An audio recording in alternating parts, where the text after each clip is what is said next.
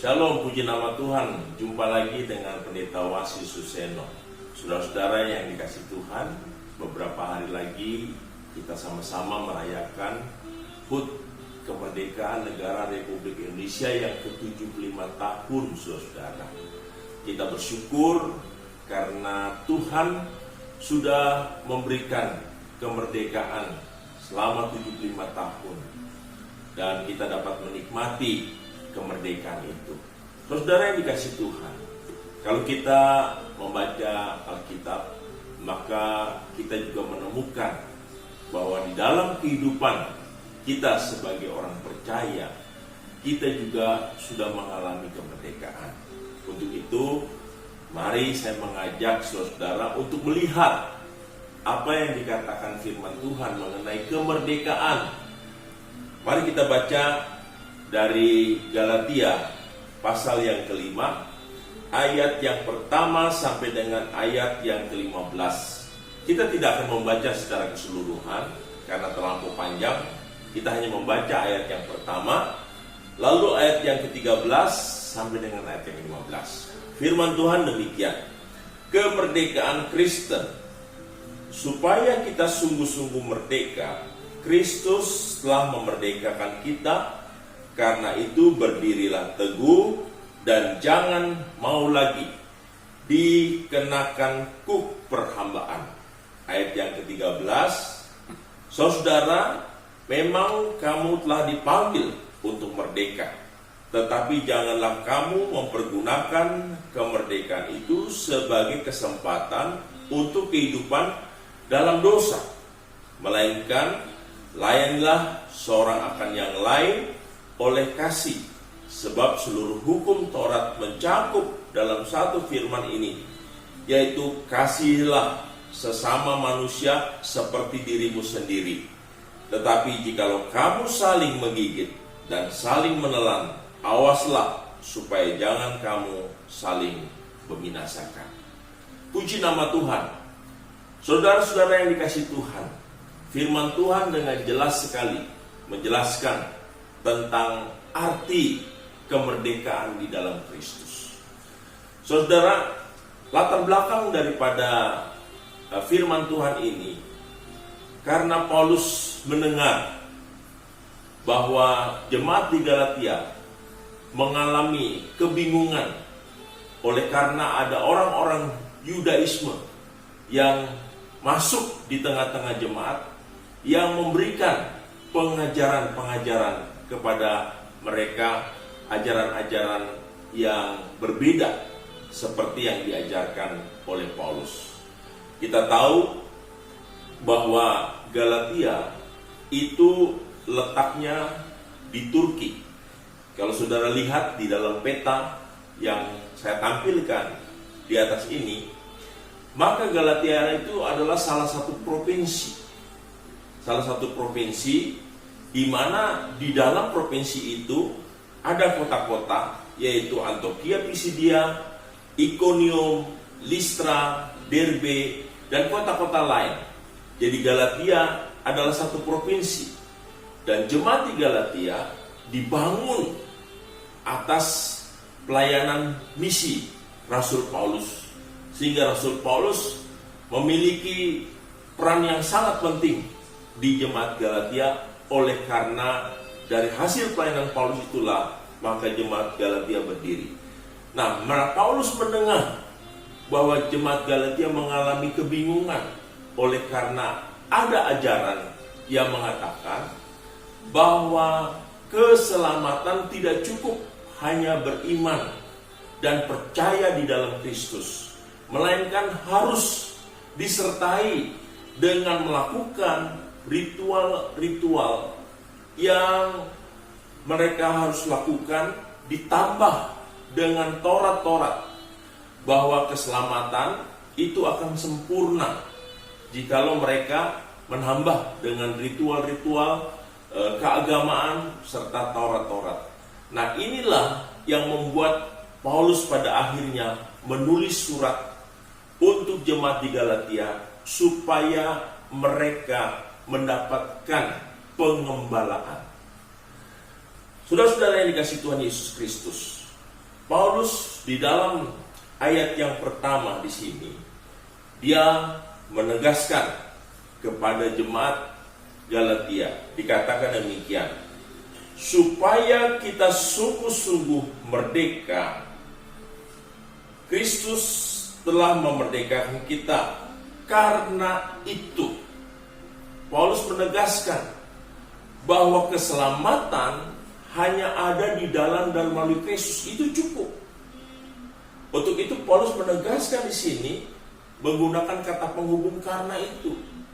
Karena Paulus menjelaskan dari ayat yang pasal yang pertama, pasal yang kedua sampai dengan pasal yang keempat, bagaimana karya Kristus yang telah dikerjakan oleh Kristus itu begitu sempurna, sehingga Kristus sudah melakukan penebusan, dan itu tidak perlu lagi ditambah dengan aturan-aturan yang ada. Itu penjelasan Paulus yang Paulus tegaskan, dijelaskan di dalam ayat-ayat sebelumnya. Ini membuat akhirnya jemaat di Galatia ingat kembali apa yang diajarkan oleh Paulus, sehingga mereka tidak perlu dikatakan di sini. Paulus menasihatkan untuk itu berdirilah teguh, jangan goyah. Jadi mereka teringat lagi apa yang pernah Paulus ajarkan kepada mereka waktu Paulus bersama-sama dengan mereka, dan tidak perlu mereka melakukan hal-hal yang membuat mereka menambah keselamatan dengan melakukan Taurat-Taurat. Sebenarnya persoalan ini bukan persoalan yang baru muncul di jemaat Galatia. Kalau kita melihat di dalam Kisah Para Rasul pasal yang ke-15, ketika terjadi sidang para rasul pada waktu itu, hal ini juga pernah terjadi di mana orang-orang Yudaisme ingin mengajarkan bahwa keselamatan itu harus disertai dengan mereka melaksanakan hukum Taurat. Dan ini persoalan yang sebenarnya sudah lama, dan itu menjadi masalah yang besar khususnya untuk orang-orang Yahudi yang ada di luar Israel. Untuk itu Paulus menegaskan di sini, dikatakan berdirilah teguh, jangan goyah. Nah, saudara yang dikasihi Tuhan, setelah Paulus menegaskan hal itu, lalu Paulus menasihatkan bahwa bagaimana hidup yang merdeka sesungguhnya. Ayat yang ke-13 dikatakan, saudara-saudara, memang kamu telah dipanggil untuk merdeka, tetapi jangan kamu menggunakan kemerdekaan itu sebagai kesempatan untuk kehidupan dalam dosa. Karena Paulus mendengar ada sebagian jemaat, mereka salah memahami kemerdekaan. Mereka berpikir ketika mereka sudah merdeka, sudah selamat, lalu mereka dengan bebas melakukan kehidupan sesuka-sukanya. Tidak demikian, saudara. Paulus ingin supaya mereka tetap menjaga kehidupan yang kudus. Paulus ingin tetap mereka menjaga kehidupan etika yang benar. Mereka menjaga kehidupan yang saleh. Itu jangan sampai ditinggalkan. Nah, saudara-saudara yang dikasih Tuhan, kalau saya ilustrasikan dengan sederhana, seperti kalau kita menyaksikan ikan di akuarium.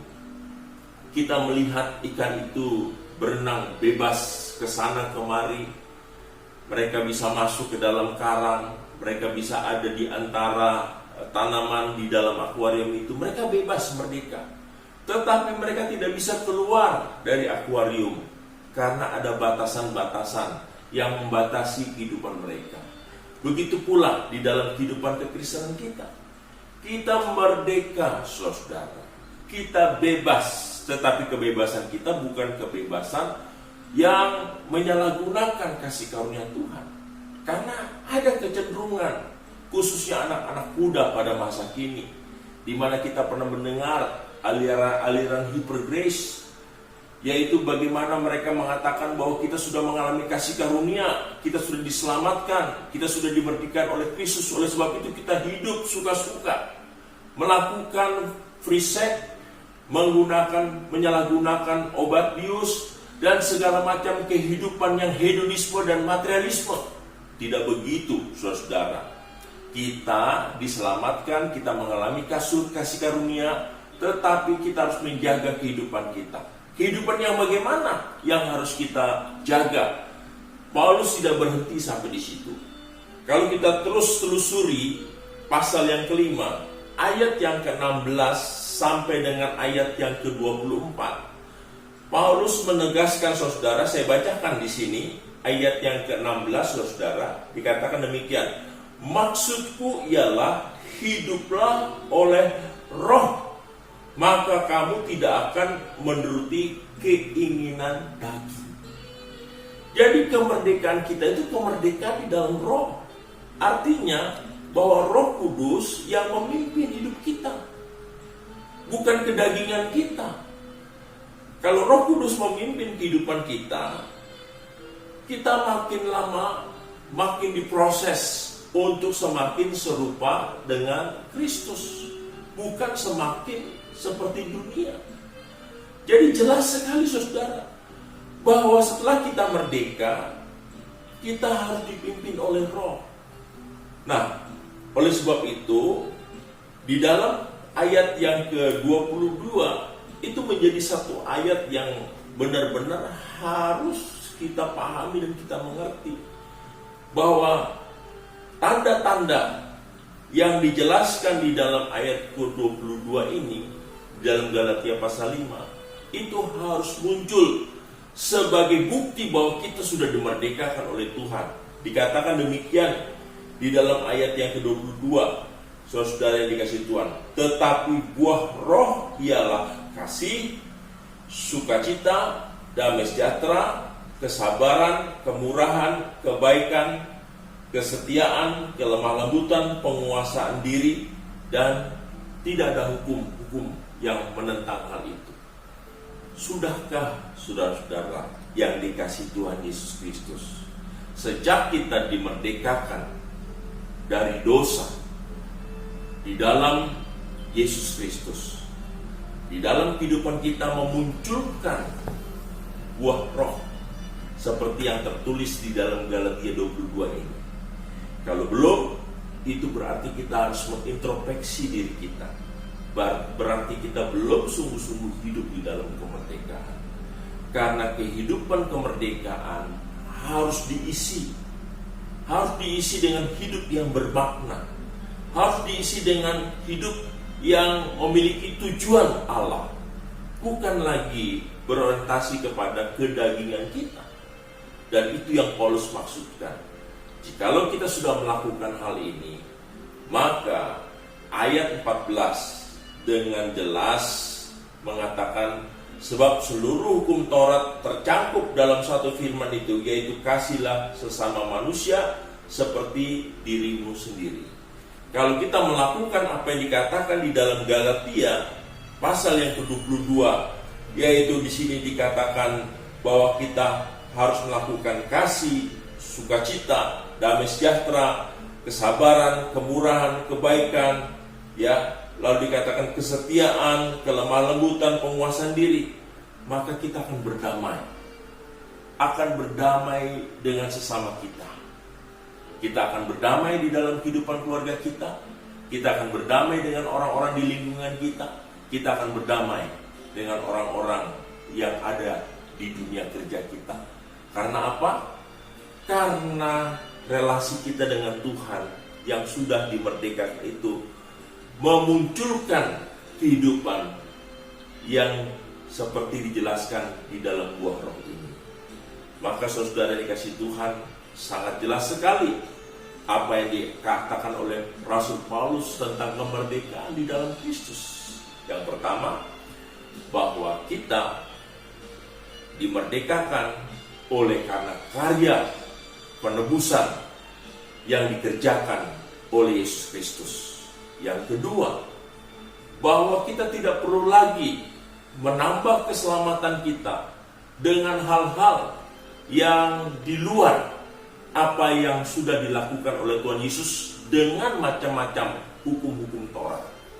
Yang ketiga, setelah kita merdeka, kita harus mengisi kemerdekaan itu dengan hidup yang bermakna, dengan hidup yang memiliki tujuan Allah, yaitu dengan memunculkan kehidupan seperti yang tertulis di dalam Galatia 2 ayat 22 tadi. Untuk itu, saudara yang dikasihi Tuhan, marilah ketika kita memperingati kemerdekaan HUT RI yang ke-75, kita juga menyadari kita sebagai orang percaya juga kita harus sudah dimerdekakan di dalam Kristus. Dan kita harus mengisi kehidupan kita supaya bermakna. Kiranya apa yang dijelaskan di dalam kebenaran firman Tuhan ini akan membawa kita untuk kita mengerti kemerdekaan di dalam Kristus. Tuhan memberkati kita melalui kebenaran firman Tuhan ini. Amin.